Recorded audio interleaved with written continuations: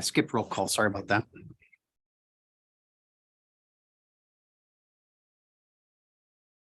Here. Member Simon. Here. Foster. Here. Committee member Alden is not present, and committee member Rouse is also not present, and Chair Johnson. Here. All right. We have a quorum.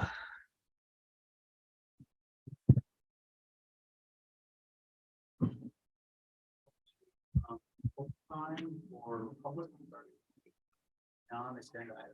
Everybody online? Double check. No, we do not. I'm sorry, I just asked if we had anybody online and the answer was no.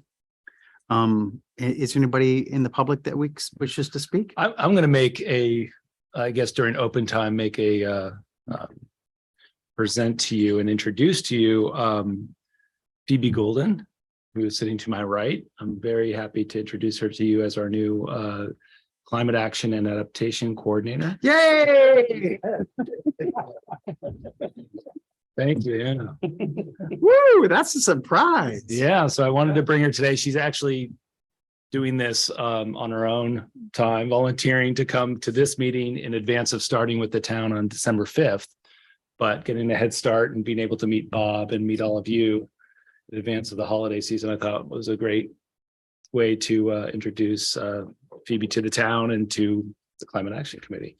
Fabulous. So Phoebe has been working as a Civic Spark Fellow for the last year for the city of Sebastopol, and I think you're still working some there as well. Wrapping it up there. Yeah.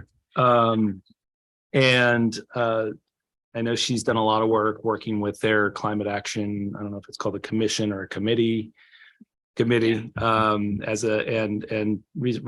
wrote their climate action framework, and also had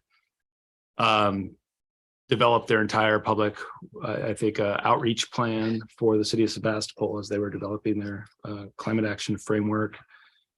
She comes from University of California, Berkeley, with a degree in environmental science. And so I don't know, that's sort of just what's on the paper. I don't know if you wanted to say any other words, but is a Sonoma County resident from Petaluma, and we're just really thrilled to have you join us tonight. And I'm looking forward to bringing you on full time in December. So thanks for being here. Yeah. Well, thank you for inviting me, Adam, and thank you for the introduction. I'm really excited to be here tonight and to meet all of you.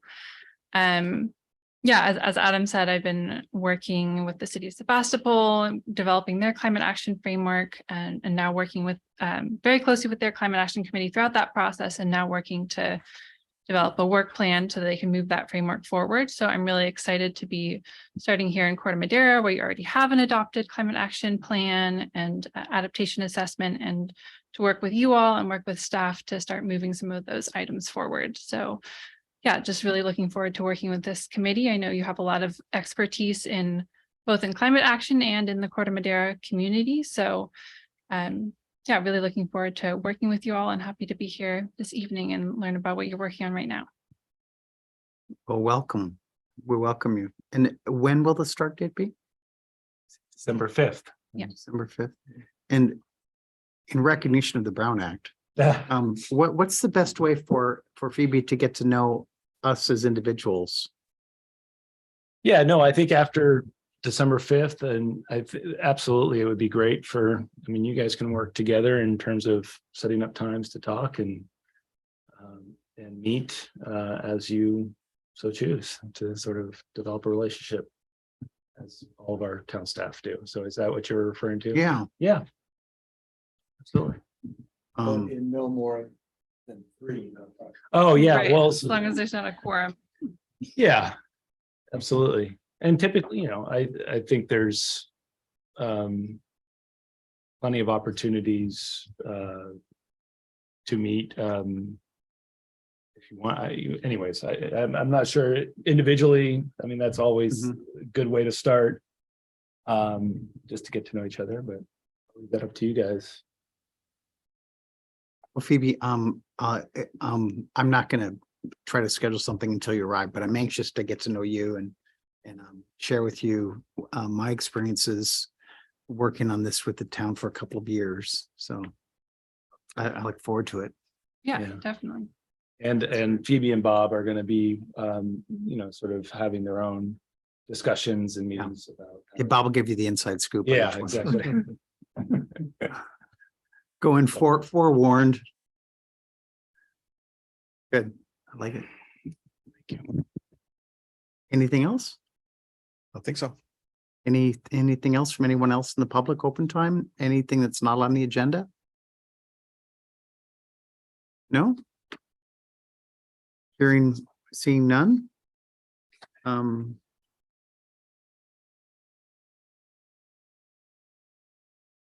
If we have, there's a few things that are not on the agenda that we want to talk about, Bob. When would the most appropriate time be for that? Now or later? What exactly do you mean? Because if it's not on the agenda, typically you can't discuss it. You could discuss putting it on the next agenda. Yeah. And we'll have an opportunity for that at the end, for the setting the next meeting agenda. Okay, yeah, let's do that. There's a report out from a policy meeting that was attended.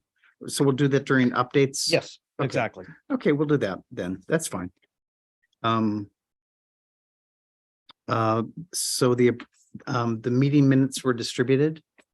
Is there any discussion or exceptions to the meeting minutes that need to be discussed? You weren't here.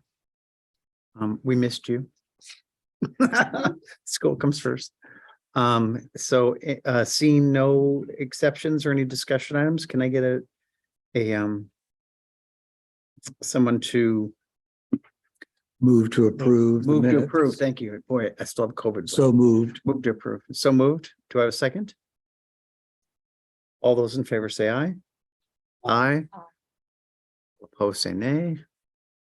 The meeting minutes are approved. Committee member updates.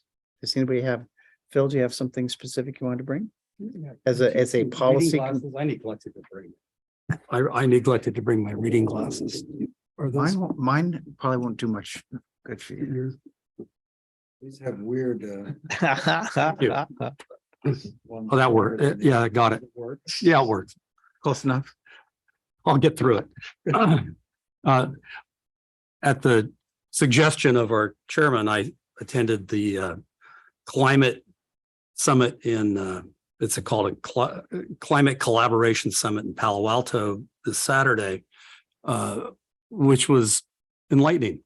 And there were some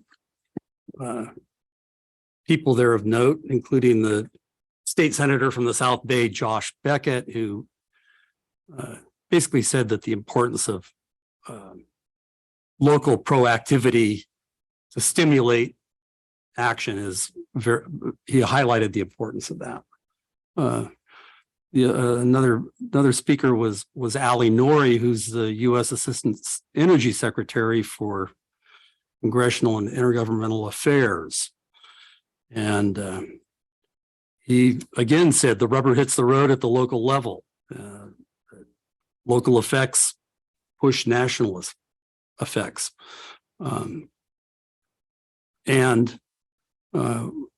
We're looking forward, he said, to an expanded dialogue between local governments and the federal government over the next few years. One of the things he said is, how do you start that? And it's a request for information to get funding on various things that are coming out of the new bill. Patrick Burt, who's the former Palo Alto mayor, spoke, and he talked about what they have done in Palo Alto, which is kind of on the cutting edge of climate action, codifying things to promote climate action. They have a 30-second permit to get a hot water heater permit. And apparently the hot water heater shows up with the contractor and he installs it, and you can finance it over 7 years at $20 a month on your utility bill. he also gave some insight as to, how to go about doing that.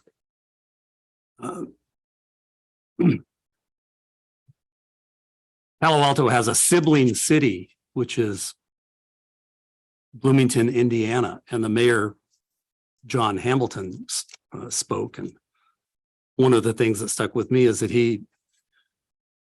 they instituted a local income tax hike to help fund climate action. Another speaker was Professor Michael Wara, who's a Santa Cruz PhD and an attorney. And he's a professor at the Woods Institute for the Environment at Stanford. He said that peak coal consumption is now. It's one of the things he said. And he talked about solutions that he said on climate action that everyone needs to adopt the solutions. And he says energy has to be abundant for all and energy has to be affordable for all. And the first step to do this is to clean up the electrical system. And the second step is to electrify everything. So this is kind of a theme that resounded throughout this meeting, was the importance of electrifying at the local level, I'd say. Also, they mentioned using codes to push technology into the market. So not waiting for the technology, but that action will prompt the technology to follow us. He said, stop burning old plants. We need unprecedented electrification of homes, everyone's home. So those are some of the highlights that I That's really gleaned off cool. of it. No, Yeah. Palo Alto is unique. Palo Alto is unique because they have their own power company, Thanks. and so they can charge themselves as a city for their own utility, their own electric utility. But I was involved in an early assessment of barriers and obstacles and how to overcome them in a workshop. Mhm. And one of the biggest barriers that they determined was the requirements of staff to do permit review and site inspection in the status quo was like 8 times more, and to meet their climate goals was like 8 times more than the potential of their staff. And so they were trying to find ways to streamline permitting and streamline inspections by whatever measure they could, and to allow us pre-approved contractors to be qualified to do their own site inspection. So Palo Alto was finding ways that they could ramp up their ability to meet their climate objectives. And the biggest obstacle was the city's ability to review and approve in the status quo. So that's really great. And the other obstacle he mentioned was the workforce. Yeah. He says that Getting the right we're training. 50% short on workforce to do what we want to do. For the installation, things like that. Mhm. On a policy point, I want to bring this up again as a potential topic for us to go in deeper with, because in the town council meeting that I was in, there were some people that spoke, and there was some interest from council members of finding ways to address low income or to incentivize by waiving fees or doing different things. I took some notes. There was like 3 different measures that they identified that they were interested in, that they wanted to take a look at. And at the California Public Utility Commissions, they have a energy saving assistance program called ESA that provides people that are qualified based on income to get hard services like insulation, refrigerators, energy efficient refrigerators, furnaces, weather stripping. But that's interesting. But what's even more interesting is that PG&E now has a program that they're piggybacking onto that called Snapshot Pilot Plus Pilot Deep. And the way I understand it is according to federal guidelines, if to qualify for the program, your income has to be no more than 250% of federal poverty. And at that level, they the state and PG&E in the PG&E territory, they will pay to decarbonize your home.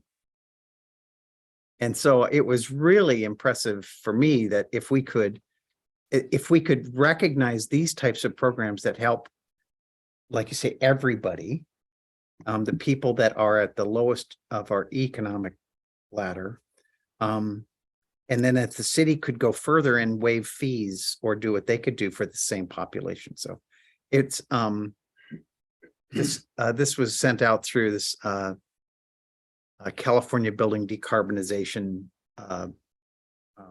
blast that you may get as well, Bob. I don't know, but maybe we can bring that up in open time if there's interest in, or in when we prepare for future agenda items. Was there anything else? I have updates for the events and community engagement committees, but I guess that would be under number 5. Are we there yet? Are we still in committee member updates?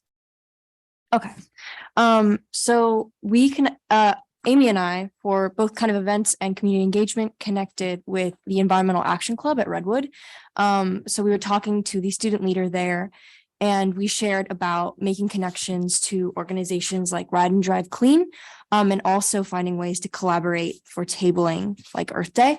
So we hadn't talked with that group before, that Environmental Action Club. So I think that would be a cool partner. And I know that the student who leads that also interned at, I think it was like a Bay Area transportation organization that was not Ride and Drive Clean. So I'll be meeting with her this week to talk more about her internship there and possible connections.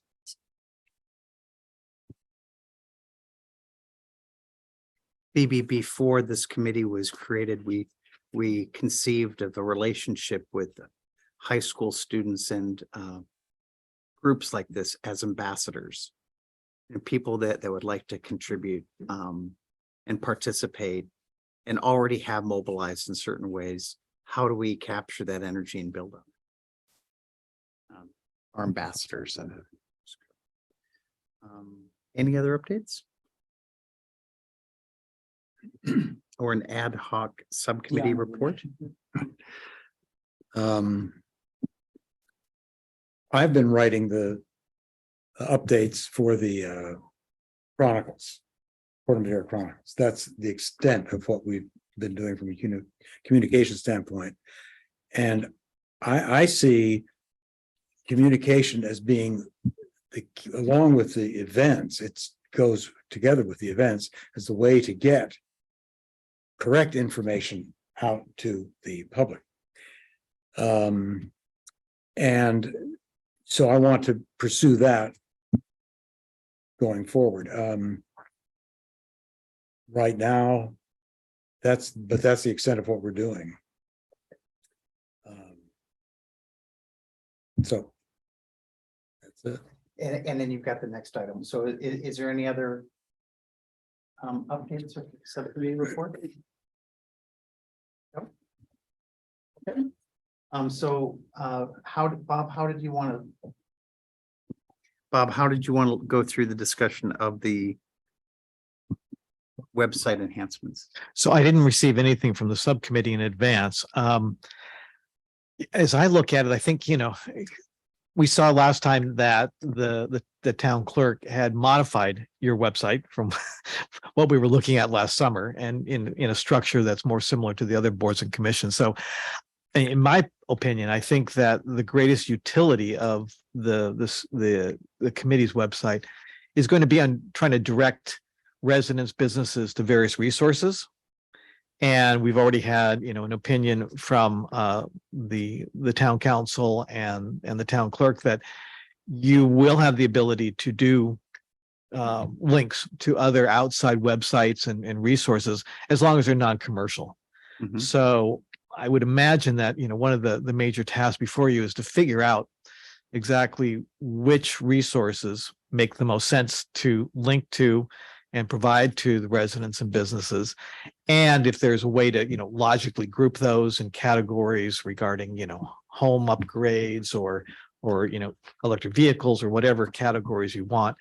And as you look around for examples, I would just suggest that the county, San Rafael and Novato all have pretty good sustainability websites with really good links to resources. They aren't all the same.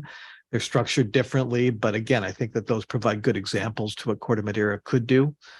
So again, I think this is an evolving discussion, but again, I think that the primary benefit you might bring is having the subcommittee or the entire committee try to identify some of the resources you think would be good to link people to. Well, I think, we could do that pretty quickly.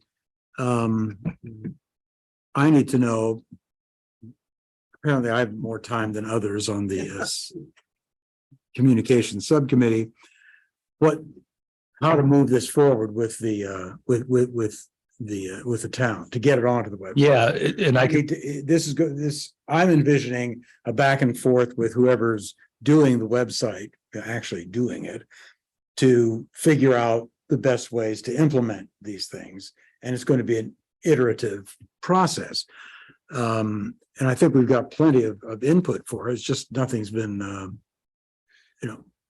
happened. yeah, so I can speak to that a little bit. So Lorena Barrera, who's our town, not in title yet, but she's town clerk for all intents and purposes. I just actually spoke to her today, and I've spoken to her in the last weeks. And I think really the easiest way to do this would be for whether it's the subcommittee, the full committee, to actually at least collect as much information that you want to sort of add to the website, the resources, as Bob mentioned, and then really it's just sitting, providing that to her, sitting down with her, maybe scheduling a one-on-one session where you just sort of get the updates in, and in a way that sort of looks sort of the way that both of you feel are acceptable, and then putting that out there and sort of, the iterative nature. I think that's just the nature of website maintenance, frankly. But, try to, it's not like a weekly basis or something like that, so obviously it's after some time you have developed something and see how it goes, and then check in every. So Lorraine is the month. person to connect. Yeah. And she would be happy to sit down. And I think, it's typically, my experience anyways, is that it's hard to do it by committee. And so so if it's one individual that's probably who wants to take the lead on this from the committee, I think that would be the most efficient way to go about it. And then you get feedback, bring it back to the committee or as a whole at a certain point, and see what else needs to be done. Okay, I'm envisioning a sort of a curated list of things differentiated. I saw one site, I forget who it was, which town has a place for contractors to go, which I think is extremely important to get them up to speed and County has that. know that we're behind them on that. And trying to do some carrots as opposed to sticks, which is what they're going to see. I don't know if this is part of that, but one of the things that I've found confusing looking at websites, whichever one you go to, is, there are a lot of rebates and incentives from various sources, and each one requires descending into a rabbit hole to find out whether you qualify and what should I do next kind of thing. And I think the concept of an ombudsman that the town could have, where, you as a homeowner could go to say, here's all this stuff I've been looking at, heat pumps, the checklist, all this. What's the next best thing to do? Sort of. And I don't know if that's a role that Phoebe could take on, or at least as a filter, someone to call who answers the phone or responds to the email saying, yes, I understand your situation. Here's what the next best thing to do is, for both contractors and homeowners, or property owners. I think that's really important. I would say that again, if you go to the county website, I believe, in particular, they give resources for, again, their sustainability team is there to, Yes. provide direct assistance to anybody in the county. And I think that there's another organization that they link to that again is a nonprofit that does not charge, but again, can help walk homeowners through electrification and efficiency improvements in their home. So I think that there are some of those resources that are there that are not just lists of rebates that actually provide, direct assistance Guidance. and guidance. But again, I would suggest maybe taking a look at a couple of those websites just for ideas and see if anything resonates. Yes. Okay.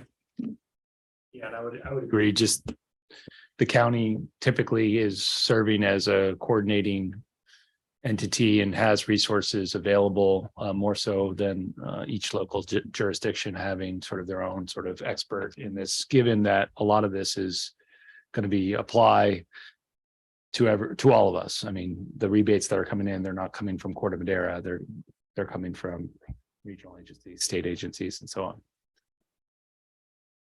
Okay.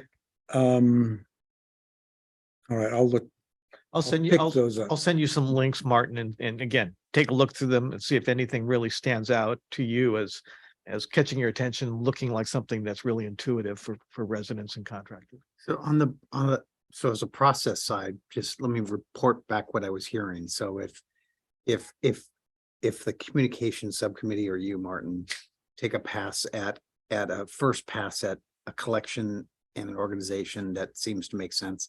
And then if we publish that in advance to this broader committee, you could Yes. get opinion and we could actually share some ideas about that draft Okay. and then send that on to the town and see how they make sense out of that. Does that? Yeah. I don't have the tools to do what you in fact did when you marked up the, Yeah, the graphics, I think we're talking about content here that's critical. okay. And then we can, I think we kind of set we set the course of getting this to look like other websites. So I think it's mostly the content now we have to Okay. give to them and give them ideas about how to get it to be accessible and intelligent on the website. So that's not our job. We can have them do that. Yeah. Okay.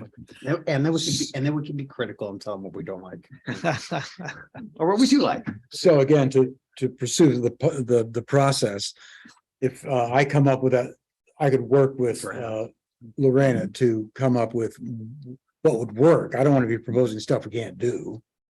I would propose that we focus on the best content that we Content. think would be the most useful, because I bet there's a way to get it to be accessible to people with on the web. So if I do You that, can see it, they can organize it. So- do I send it to everybody? How does that work? Can I? Yeah, I think again, if you have a proposal of the kind of linked resources you think are most helpful, maybe even an idea about how to group those together in logical associations for people so they can just, click on.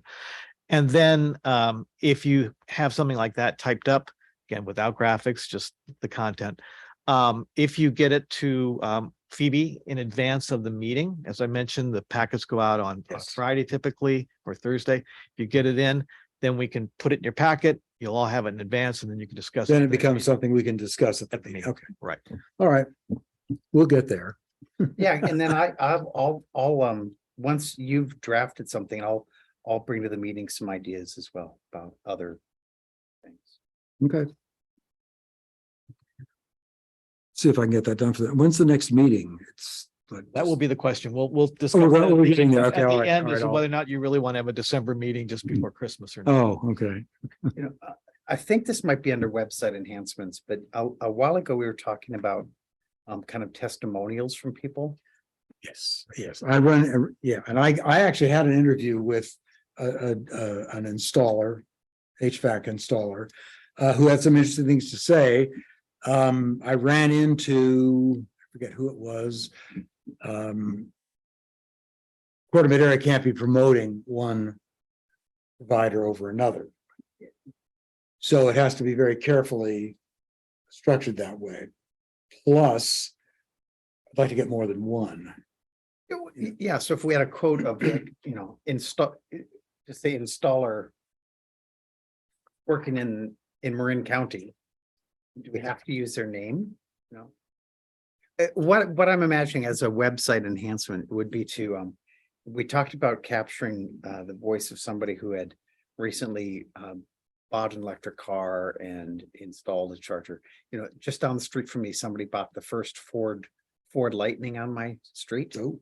And I had no idea when you buy a Ford Lightning to do their bi-directional charge. Ford has branded now an entire interface. And I was thinking that as a website enhancement, I'm trying to stay on the topic here. We capture their story about Yes. how hard was that? What was the order of magnitude of cost? What was the challenging thing in dealing with the city and getting a permit for that electrical work? Well, from the consumer standpoint, that we can do that. That's, a citizen telling their story. Yeah. That's fine. It's where we have to navigate is with contractors. Yeah. But I think that's a good idea. Testimonials. Yeah, we had thought of that. And testimonials about rebates, you may get back to, and maybe the town, can you help us understand who's been successful in filing permits that might have benefited from incentives and rebates? Is that something that you have visibility into? We usually don't see that side of it, to be honest.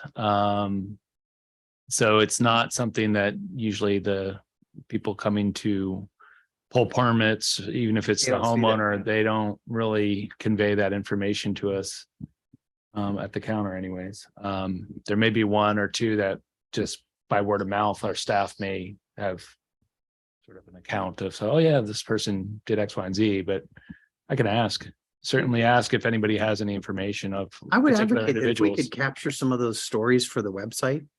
So, because people really, they don't want to pave the way, and they want to hear how hard was it to get that money or that rebate or that incentive. I think those stories are really valuable because I think they pay attention to that. It is. Yeah. Yeah. Like I said, we don't typically get that information at the counter, but perhaps we know some people who have gone through the process and have sort of communicated that they've done so to our staff. And I can certainly see if anybody has anybody, in mind who they have a relationship. We develop relationships with contractors too, and some homeowners as well. The case study of, How they did that. how did it work? Well, I mean, I don't know, personal experience. I mean, it keeps changing all the time. It feels Yeah. like, so you're constantly like, did I miss out? Is there something I could still get, or whatever it is. But anyways, it's certainly, I think, I just don't know if we can identify those individuals offhand, but I would imagine. Somebody could advise me on what's best when E6 goes away and NEM 3.0. I'd love to get that advice. I'm E6 now, it's going away, the lowest rate at PG&E. Oh, Anything else on website? So we got some action item? Yeah. Follow up? I don't think we have to vote on anything. no, I'll just volunteer. Just put on your shoulders. Yes. Yeah, okay. And when we get to, discussing the next meeting, that's when we'll talk about a schedule. Okay. Good. Bob, should we move on? Yes, please. Discussion of town council strategic planning priorities. So this came up as a question, and then I encouraged Bob to just attach it and see if in reading it, anybody had any comments. I thought it was really helpful to see in black and white, how the town had set the priorities and how they were following through on things. And I did see that the date is that it's a little bit long in the tooth now. It's going to be redone. The question for staff is when would those priorities be redone? Yeah, so I can answer that. I think This year was a little different in that we've had elections, so we didn't want to have it at the same time. At the end, we knew we were going to get 2 new council members at least, and still actually votes are still being counted. So we're still in the middle of that process. But we've switched the date to January, probably the end of January is when we're going to revisit this and set out the next work plan and priorities for 2023. And I think it's nice. I mean, this has always been set up as sort of I think it's easier to understand as a calendar year work plan, which also aligns with the council reorganization.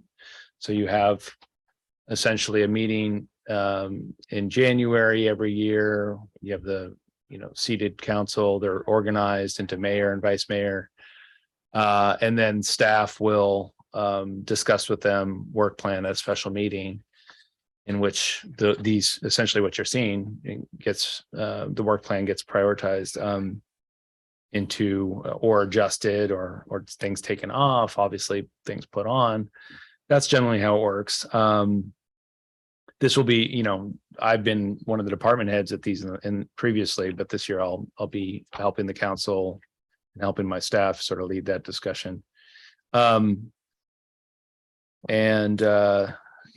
What we've done in the past is typically we just start with what we've had last year and start from that standpoint, because I think it's helpful, especially when we have new council members, to review it themselves, see what was the priority and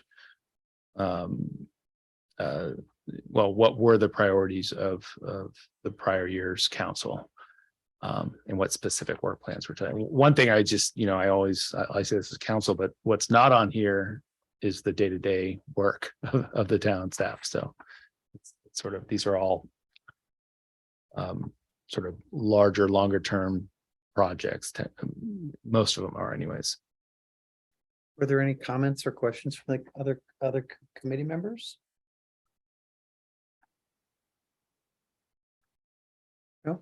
Is there anything that this committee can do to communicate or help on setting priorities for the next year? We're a new committee. Who would think to ask us? And we do care. We want to, this is important. They said it was important before. Hopefully they'll say it's important again. Is there anything that we can do to assist in this in a positive way? I think staff, I don't think there's anything specific. We haven't had commissions or committees make recommendations on the work plan in the past years or anything like that. I think staff does we do our best to certainly understand through the committee work and through staffing our commissions and committees, we get a sense of what the priorities are of the committees themselves and sort of bring that forward in our discussions with the council at our meetings. That's how we've done it in the past. And it's sort of like, for example, I can say the last year, one of the things that percolated through the planning commission was wanting to get on their agenda short-term rentals and it's sort of design a policy around that. And that came up through public comment to the commission. Some of the commission members were like, yeah, we should do that. But staff basically needs to get some confirmation that this is also something council wants staff to really spend time and energy working on, right, Bob? Which so that's essentially how those items work. It is a public meeting. I mean, we'll have a public meeting on this when we talk about the work plan. So unfortunately, I think that the timing hasn't quite synced between the committee's work and this council January session, because we've been waiting to get the permanent, staff position on. And I think one of the early things that Phoebe's going to work with you on is defining your work program for the coming year. Yeah. And prioritizing the things that you think, move the needle, in the greatest degree. So once you have that in hand, then I think you have something to share with the council. I don't necessarily think that that's going to happen in one meeting and accomplish that by January. It's probably going to take, 2 or 3 meetings to sort of hash through and a back and forth between you. But I think, again, once you have your own work program, then in future rounds of the council with their strategic planning, you'll have something to share with them in advance. But yeah, and I will say, for example, though, on our work plan, we're going to have the reach codes for I was remodels. So just gonna that's, make that same point. Not that's- just the reach codes by June, name your number, but by also maybe exploring some of the things that council expressed interest in. Eli Beckman expressed interest on finding ways that would be more friendly for the town. sure, in terms of programs and design. Yeah, no, that could be wrapped up into one, certainly. So but the majority of that work program I see as sort of having discussions, education, outreach, and those sorts of things that I described at those meetings as being important. And then coming back really with a proposal for the council to consider. Could have And approved it, but you wanted to have 6 more months of work, so that's okay. No, I agreed with the decisions, but it was great. Just giving you a hard time. Anything else on this item? Thank you for including in the packet. I thought it was really helpful to get some background. Item 8 is presentation on resilient neighborhoods program. Yes. So we have Tamara Peters with us, who is the executive director and creator of Resilient Neighborhoods.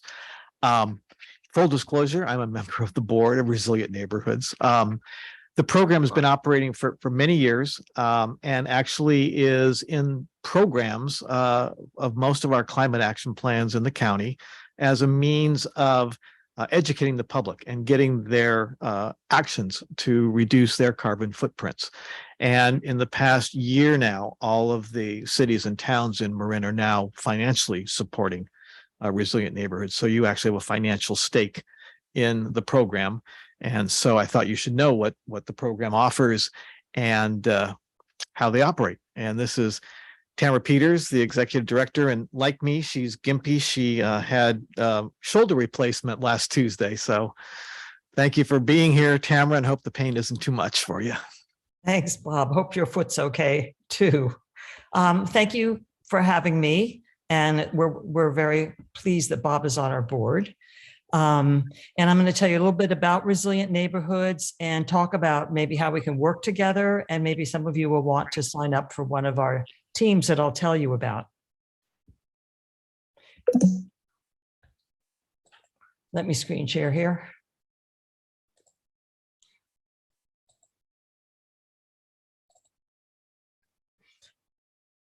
So I founded the program 11 years ago because I wanted to do something about climate change. I'd retired, been in the environmental movement for 50 years, and I couldn't sit back and do nothing. So Resilient Neighborhoods was born. We have a comprehensive program. It covers most aspects of our lives, getting people to change and shift with the understanding that life isn't how it used to be, and it's up to us who are alive today to make a difference in it. So our workshops that we give are free. They're online now. We had to go online because of COVID. And we're just for Marin, and we get people to reduce their carbon footprints and also to build community resilience. And to give you an idea of the breadth of the program, switching people from regular power to renewables, going all electric, and reducing energy use, finding ways, mobility, new ways of getting around, reducing waste, conserving water, taking a fresh look at choices that we make every day, like our purchases and our diet, and planning for emergencies to be more resilient in what's become our new normal. This is a chart I found quite a while ago that I think really talks about the importance of individual action here in Marin. In particular, the green line across there is the biological carrying capacity of the earth to support humans.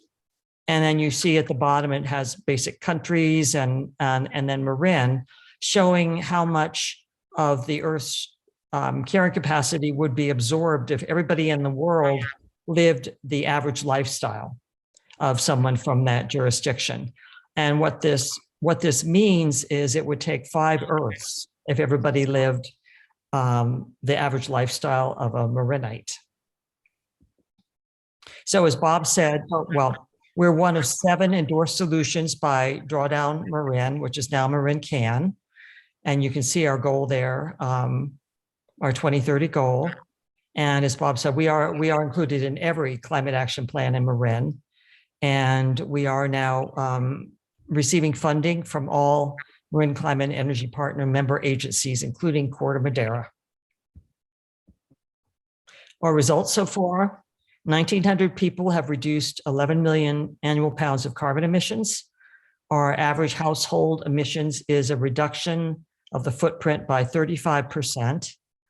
And our cities and towns are safer and more resilient. And as I go through, you'll be seeing pictures of our climate action teams. Is Leslie Alden there tonight? She is not. Okay. She's done a program and Bob has, but I couldn't see everybody. So I just wanted to check in with that. Okay, so we're a data heavy organization and we like to keep track of what we do and the results. So the information, the results of the teams, we give back to the cities and the towns.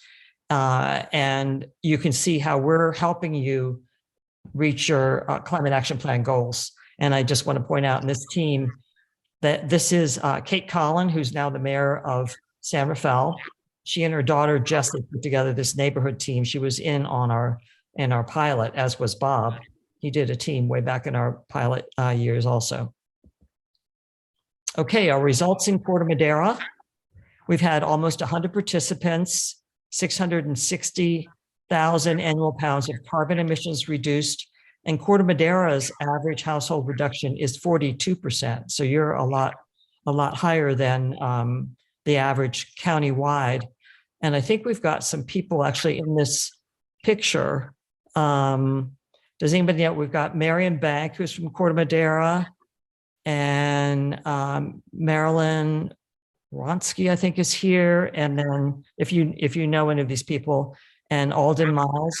Anyway, they were all those 3 Corte Madera team members on this particular team. And part to show you kind of the spirit of what we do. When we switched to all online teams and our team photos was everybody in a box, we were trying to look for a way to distinguish and make each team unique. Each team names itself, and this is Next Gen Marin, and they were doing the program because they care about their kids and their grandkids. So at their final meeting where we have a celebration and a graduation, they're holding up pictures of the ones they love. So how does the program work? It's kind of like Weight Watchers. We call it going on a low carbon diet to lose 5,000 pounds in 60 days. We have fun with it too. So the participants that come in form a climate action team, and you meet people from all over Marin. We have 5 meetings. You go through particular issues each meeting, transportation, home energy, and all that. The first step, though, is for everybody to weigh in and get your carbon emissions of your home. Where are you now? Where's your starting point? And then we have over 100 actions people can choose from to take during the meeting. So they take them between the meetings, report back into the team on what they've done and share ideas. And then we've added something new now. We're asking people to create a plan of actions they're going to take by 2030. And I'll talk a little bit more about that. And then at the last meeting, everybody weighs in again with what they've done and what they've accomplished and celebrate success. We have, you guys were talking about putting things online. We have a website portal. We call it the Team Toolkit. It's for our teams. And it has, for each of our 100 actions, it has all up-to-date resources for any action that you take. It has the current rebates, tax credits, financial incentives, and I'm sure you all know these things are changing constantly. And also organizations and people that can assist with those. So over 100 actions people get credit for. This will give you a sense of how effective we are. So 10% of our participants get solar panels. And this family right here, they not only got solar, they got a Tesla. So they did both. Just changing light bulbs. A lot of people don't even know that, that changing to LEDs makes a big difference. 63% of our participants upgrade to MCE's deep green energy. And what's really, I think, great about the program is people learn that they can actually make a difference, that changing their actions, their behaviors, and their decisions can really make a difference, and the whole family can get involved. So you've got, these are all the water conservation actions that were taken by teams, and about saving money too. Here's a family. They all started the bucket brigade, is what I call it, when we were all and we still are saving their warm up water in buckets and then using it on plants. And they were using it in the kitchen to wash dishes. And you can see her daughter's in the background, and she's holding up her bill to show that she saved money. They send in selfies to us.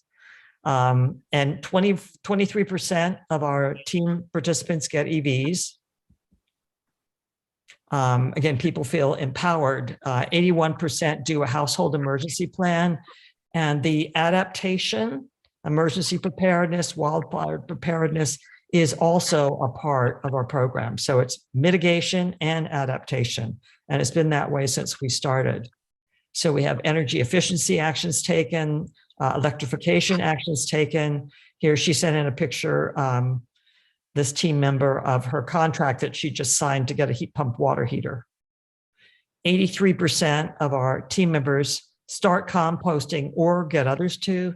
At this point in time, most people are composting. So what they do is we give them extra credit if they go out and get somebody else to do it that's not. So it's, people empowering other people. And working as a team is really supportive too, and motivating when you're doing it with other people. This is the Marin carbon catchers, and you see they brought butterfly nets and catcher's gloves with them. And this is Nancy Chemnitzer. She's on the Belvedere Town Council. And in terms of what elected officials can do, she invited me to come and talk to the Belvedere Council, which I did just, I think it was last month. And the mayor and vice mayor are going to be doing a team. And we had some people that were present in the audience as well. So your elected officials get a real sense of what it's like to look at your whole life and do what you can for climate. So we have 8 years left to make a major change. And the Secretary General, Antonio Guterres, said earlier this week, we are in a fight for our lives and we are losing. He's very dramatic and frightening. So we're all living at a critical moment in our planet's history, as you all know. And what we do now, between now and 2030, is really what could make the difference. A tipping point may be right around the corner. So it's really up to those of us that are alive today. And that's why we started the 2030 challenge. And we were asking people to pledge to do things within the next year. Now we're asking them to go out to 2030. So what we're going to do, and we're not just doing it with our current teams, we're going to go back to all the people who've done our teams before. We have volunteers. We're testing it now, making calls and seeing how people are responding to it. So what we provide and will provide is the planning tools, like an energy audit. We have a chart of the life cycle of your appliances. Figure out when something's going to go belly up and plan for it and get an efficient one, or switch to electric. We have our team toolkit portal that I mentioned before with up-to-date information. And we're also going to offer support. We're going to send a reminder every year with a list of their planned actions, and they will have access to our toolkit. So they will have all the current information and assistance and rebates that are available at that time. So the feedback we've gotten from two recent teams who did the 2030 planning, we had them start it. 75% felt empowered to see how they could get to carbon neutral over time. We have a kind of a chart on how to do that. 60% made 2030 pledges for a total of 246,000 more carbon pounds reduction. 75% wanted an annual reminder, and 94% felt inspired to ask others to take action based on what they had learned. So, so anyway, we feel very encouraged. And on this team, we have Julie McMillan, who's on the council of Ross, Tricia Osa, who was on the council of Mill Valley, but moved out of town. And I think we have, Barbara Janis, she's from Corte Madera. So some more people from your town. So so we've got this new relationship with Corte Madera and the other cities and towns, MCEP members. So I'd like to talk with you about working together. And I came up with this idea today. It's like, so working together could be like making a cup of tea. So this is, so you provide the water, and this is the town and your climate action committee get residents to sign up for our workshops. And we can talk, I know you've got a town newsletter, and you've got the, Corte Madera Chronicles, and you've done one advertisement. Phil helped get one ad for our workshops in, and we did get some signups from that. And also we send graphics that I'll show you in a moment. And Jen Hammond, our outreach associate, gives you all the information to promote and mention us in different ways. Another thing she suggested is that Corte Madera has a next door program. And I don't know if you have social media, but you can post it. The town could post these are ads for workshops, which are happening quarterly now on Nextdoor, and members of the committee could as well, to drive people to our teams. What has another idea is social media. I don't know if Corte Madera has social media, but with the town's permission, you could do what like San Anselmo and Fairfax climate action committees have done. And they've created their own Facebook, Instagram, their own social media websites, and they do their own posting. And just at some point in the future, when you get more established, you could have your own, climate piece in the town newsletter, and you could put announcements and what's happening with climate in Corte Madera. You could have a little piece in the Corte Madera Chronicles, maybe. Just an idea out there. So anyway, that's ideas that if we have time we can discuss about providing the water, and then we provide the heat. So we get people into our teams and we motivate them and we inspire them to take action. 99% of our graduates now consider climate change when making their purchasing decisions.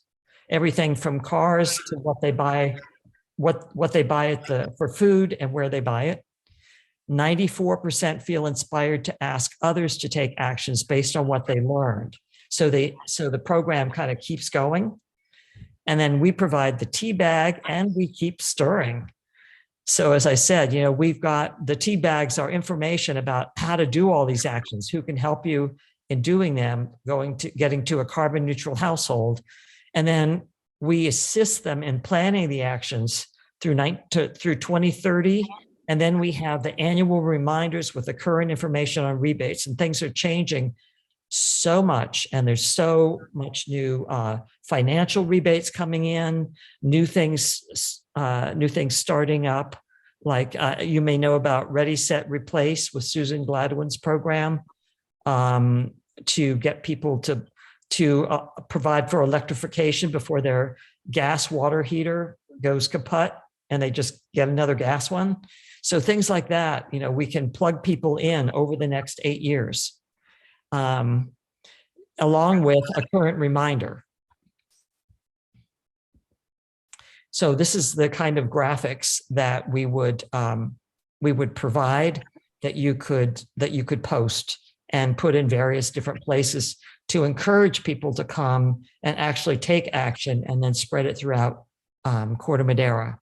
Learning to live lightly on the earth and create a healthy, low impact home. So we have our next series or our next workshop starting in January, on January 12th, Thursday evenings, every other week. And we record all of our meetings. So if you have to miss a meeting, you can watch it and then catch up for the next meeting. And there's a Wednesday series starting. And here's more information about that. So you can see the different times. So I would love to have a conversation about how you might be willing, how we can make a cup of tea together. And also I would love to have some members of the committee sign up for one of the January teams and actually learn and see what it's about and have an idea of the full scope of changing your lifestyle with climate in mind. And with that, I will open it up to questions. And I'll leave this. We're at resilientneighborhoods.org to sign up, or I can write it in chat too, or maybe Bob will. Okay, so do you have questions for me? Anybody? This is Dave Johnson. Thank you so much for presenting this. And Bob, this is like a bingo. It's so useful. Right. The workshops that start in January and go through March, how frequently do they meet? It's every other week. Okay. So you choose a Wednesday night at 4:30 to 6:30, or a Thursday night. I should put those things back up. But anyway, when you go on a website, you can see them. They're all virtual. They are not in person. They are not in person. We've had some.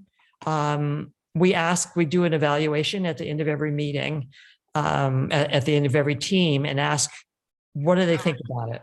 And where we stand now, since COVID started, we have a third of the people that want to be all online, a third of the people that would like to be totally in person, and a third of the people that would like a hybrid. So we may go with a hybrid because that building of that community and the connecting with others is just so important. And if it's safe, we may start doing that. But right now it's going to be online. Or we might have maybe at the March meeting at the graduation, we would have it, in person. People used to bring food, and we'd have like a little party and celebration. So maybe we could do that again, assuming it's safe. Let's start with Meredith. Do you have any questions?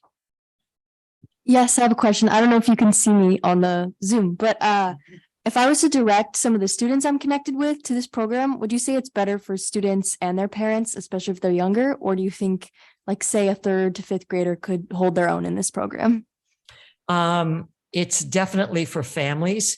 We did a pilot program at MCEL, Marin School of Environmental Leadership, a number of years ago. And the kids were great, but, parents deal with, mom, dad, let's get an energy efficient refrigerator. Well, it's not in our budget. A lot of these decisions are adult decisions. And there's things like turn off the water when you brush your teeth, or, there's other things that kids can do and be a part of and know their whole family is going through, together. So it's really, we did one team that was called Greta's Army for Greta Thunberg. And there were 3 families. The mom was there with their kids who were in MCEL. And it was great, because they were doing it as a family. And the kids would do the part of the actions that they could. And then, their families could even show them about budgeting and stuff if they would listen. But yeah, so it's over the head for kids. We do come and do presentations. We just did some to San Rafael High. Had our volunteers go out about what kids can do. But for this program, it's a real action. It's a real family changer, from diet, consumption, how you look at what you buy, how you look at your behaviors, So it's a real change. Yeah, that sounds great. Thank you for the information, and I'll definitely direct the students to this and their families, of course, too. Terrific. That would be great. Bill, did you have any questions? No. Martin? I thought you might have some interest. I Yeah. thought you might have some interest. I'm not quite clear on the concept of the teams and what that means. Are they, does this last for a quarter? It's 3 months? Is that? Yeah. And how many of these have you had and what's the size of them? And I'm trying to get a sense of Okay. what it is. So they're countywide, right? So people from all the different jurisdictions are, and we also have done business teams where people that work in Marin can join too. So let's say we get 20 families, households that join, and they come to the first meeting online, meet each other, find out where they're from. And then at that first meeting, find out what they're going to be doing. They form a climate action team. They come up with a name that they all like, and they formed a team to support each other in doing the work. So they're the team, and the presenters like me, we're the coaches to help them do that. So they go through, first homework assignment is to get together your electricity and gas use over the last year. Anyway, to do a carbon footprint of your house, carbon calculator. And then they come in and report on that. And so that this is the team going on. They're sharing, they're giving insights, they're offering things, and they meet and share. And like if Corte Madera wanted to have, if there were a bunch of neighbors or you guys all got together to be on a team, we could do a breakout room that would just be Corte Madera. So we have, or if a business wanted to do it, we have an ability for the sharing to take place with a group of individuals, or it can just be just people grouped together randomly if that interest isn't there. So they just go through, there's a climate action plan that we have that has all the actions that you can take, and you get credit if you've done a lot of stuff beforehand. We give you credit for that too. It's not counted towards your goals for the program. And the goals for the program are to reduce 5,000 pounds of carbon emissions or 25% of your starting emissions, and then to earn some resilient actions also. So that goes, everybody's working towards the same goals of reduction, but choosing what works for their family, their household. And then in terms of the planning, we're really talking about time. And as you all know, nobody kind of comes in and gets a carbon neutral household in 3 months. So we're really working with people to plan, do an assessment of your home and appliances, and figure out when your resources, when you might be able to do something. But if an appliance is going to conk out, make sure you get an energy efficient one. Plan ahead. And that's what we're trying to get that piece fit into what people are thinking about, so they don't make a decision that's going to lock them into fossil fuels. And it also kind of makes them feel empowered that they know what they're going to do and that they can get there. So is that helpful to you? Yes. So how many are in a team? Does that, It varies. It would be anywhere from like, and I'm just counting households now, not people, because sometimes you have a whole families on the Zoom.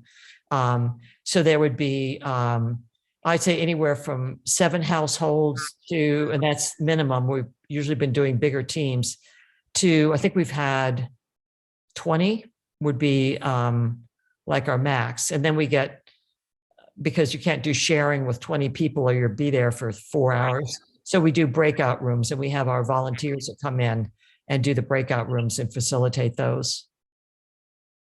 Okay. All right. That helps. Thank you.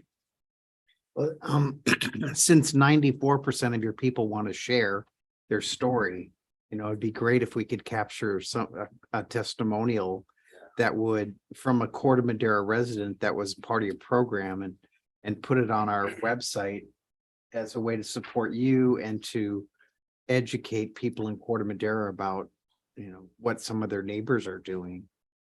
Let me check on that. We have a whole set of testimonials. Let me see if I can find a testimonial from someone in Corte Madera. And of course, we have Leslie Alden, who's done a team. She's on the commission, on the committee, so it's. I know. Yeah, so that's a little awkward. Yeah, that is, yeah. Yeah. I was going to show a picture of her. She did, Supervisor Connolly did a team at the county of employees. And anyway, she was on that team. That was a great team. I don't, I'd like to find a way to be supportive and mutually beneficial. But I don't know if there's any action. I think we just, we weave it into our communications. Communications, that's right. Yeah.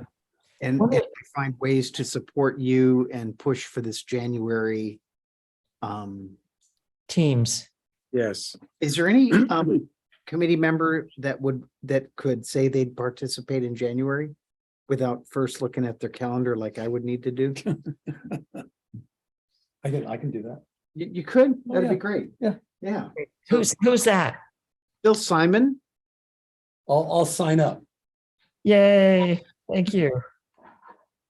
And what we can do too, if there's, what we've done in the past is we've sent our promotional material off to, I think it went to Phil's attention as a MCEP member, and I think he transferred it to someone else on staff. And sometimes it didn't get in. It kind of just went away. And so if there was somebody that we had access to, that Jen Hammond could say, here's for our January teams, here's our next workshop dates, can you please post this? If there was somebody, some way, either you, maybe somebody from the committee and someone from someone on the city, just so we know. And Phil got it in September for our last set of teams. Just a committee contact person would be good, and that we could send you guys things to, and you could spread the word. We can promote it in our next meeting. We can suggest that the town promote it on our website between now and January, right? Terrific. Well, I can include it in what we put in the Chronicles. So send it to me. Okay, and who is that? Martin Wall.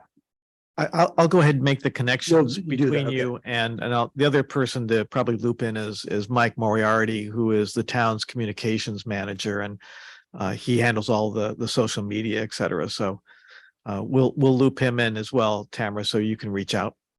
Terrific. We can make tea. Yeah. So I don't know I think you're hearing a lot of support. I don't think we need to take an action per se. We're just enthusiastic in finding ways to support you and then use your messaging to support our mission, so it's mutually beneficial, right? Yep. And we have, one of the things we do, we encourage our team members to send in selfies of them taking actions so we can post them on our social media, and that gets other people to take action when they see somebody doing it. So we'll send, hopefully we've got some selfies from Corte Madera that I could send you with some testimonials, or a picture that you could post of somebody in Corte Madera taking an action.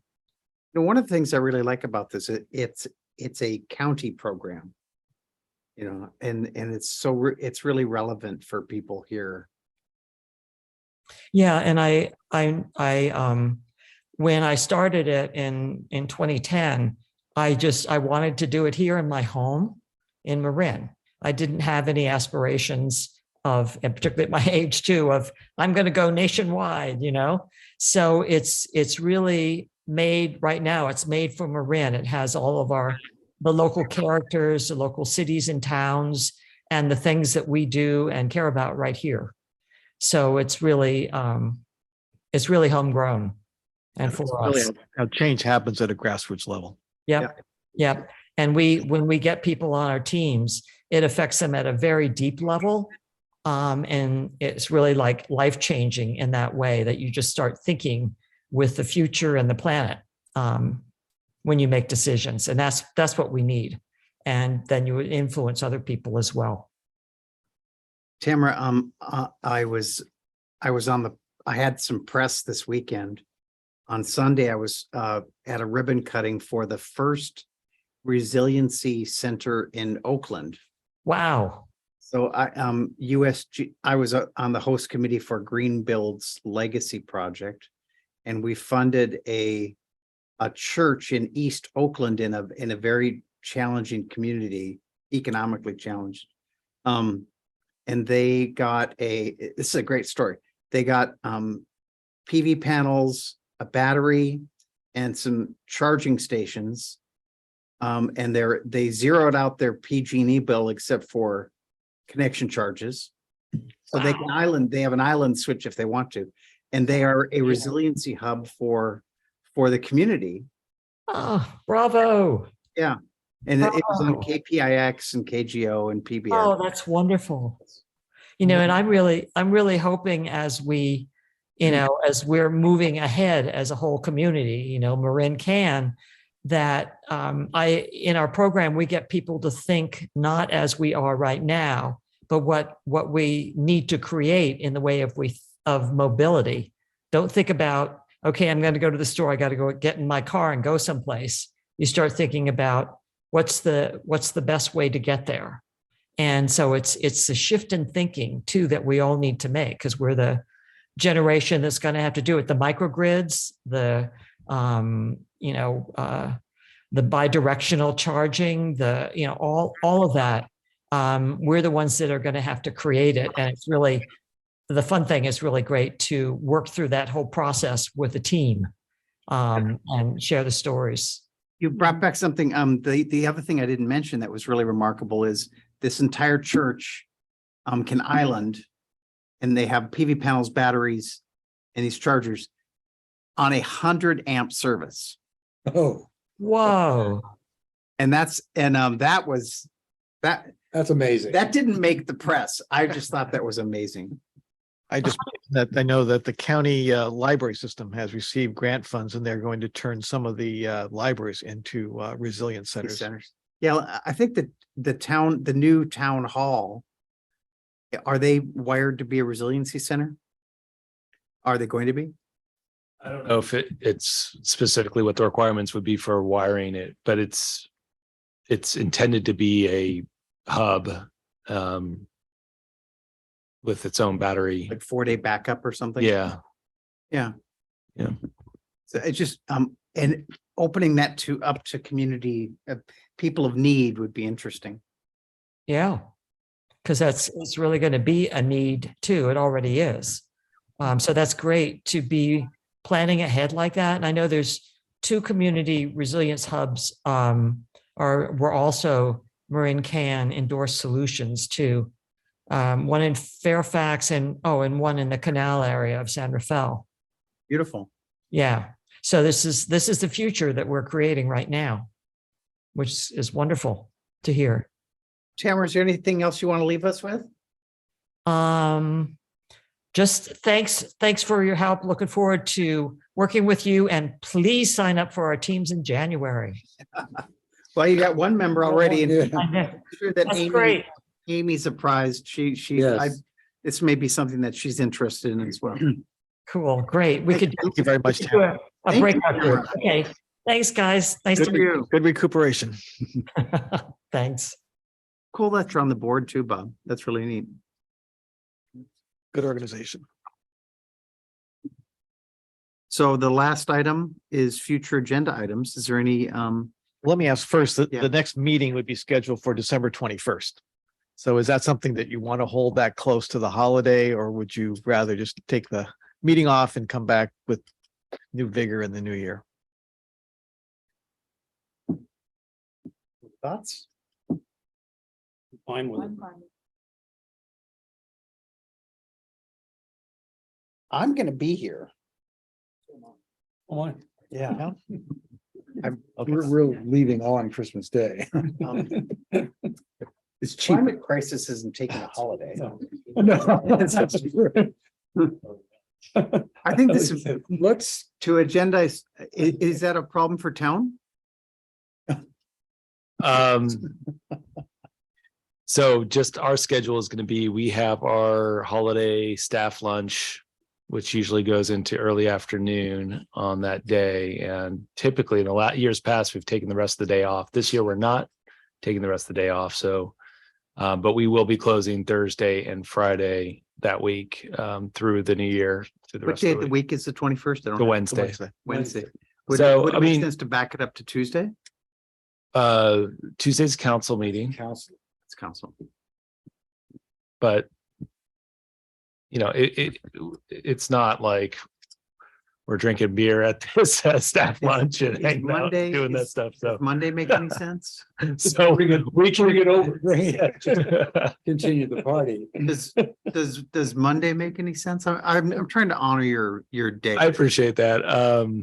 I don't I'm not sure if BPAC is usually on Monday. They were this Monday, so I'm not sure if they're having a meeting on Monday. Is council meeting on Tuesday? Yeah. They are gonna meet. They are going to meet. Yeah. 20.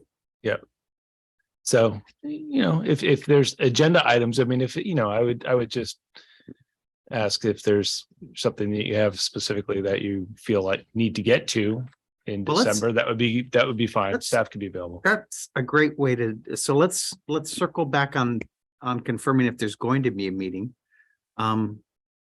I like to keep meetings on the calendar because you never know what's going to come up and there's always something to talk about, even though when you don't think there's anything to talk about. But are there specific future agenda items from subcommittees or the committee members?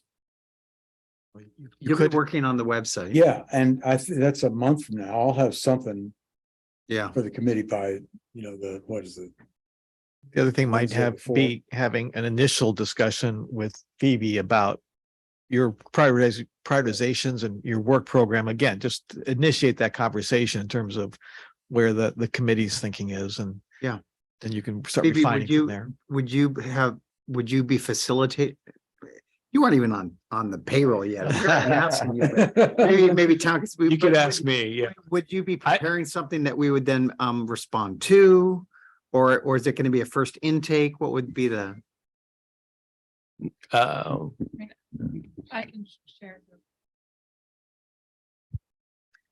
Yeah, I think sort of my initial step coming into this position is going to be reviewing the plans that the city already has in place and identifying sort of actions that have already been completed, actions that maybe aren't relevant anymore since the latest cap is from 2020. Mhm. And then probably at that point wanting to, after having a discussion with staff about sort of what actions might be more feasible, Mhm. bringing that back to the committee with some sort of initial Mhm. analysis, and then having that discussion with you about what you feel the priorities are. So I'm not sure that that's something that I'm going to get Yeah. done in time for that meeting Yeah. in December. Would it be appropriate for you just to be a conversation facilitator where you're at in your research? That you're going to come back later on so that the expectations of the agenda item here would be just your initial thoughts and a conversation about the cap and the other things that are in place, but no, just I'm not trying to load up a lot of work, but just to have it be a introductory conversation and then a follow-up to be scheduled in January. Does that make sense? Sure. Yeah, that could Okay. work. I think that's good. Yeah, I think those two items on the agenda. And then Website planning and and an update, just bringing us up to date. first Discussions. thoughts from Phoebe on. Mhm. Are you okay with if we use your first name? Okay, Definitely. thank you. Maybe the staff can bring leftovers from the. Yeah, there you go. There's a lot of dessert leftovers, like sweets. Eggnog, no spiking. Yeah. Okay.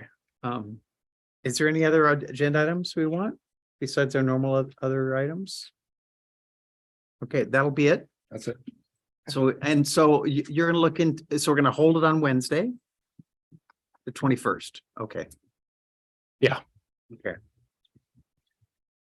I mean, there's time if something comes up and we figure out another solution that works Yeah, better. I'm okay with Monday. Mondays are I'll- actually I'll- better I'll than, check to see if there's gonna be a BPAC committee meeting on Monday. I kind of doubt it. They Uh-huh. had one this Monday, which I think is their usual date, but I have a feeling they're gonna be taking that day off. We'll see. I'll let you know.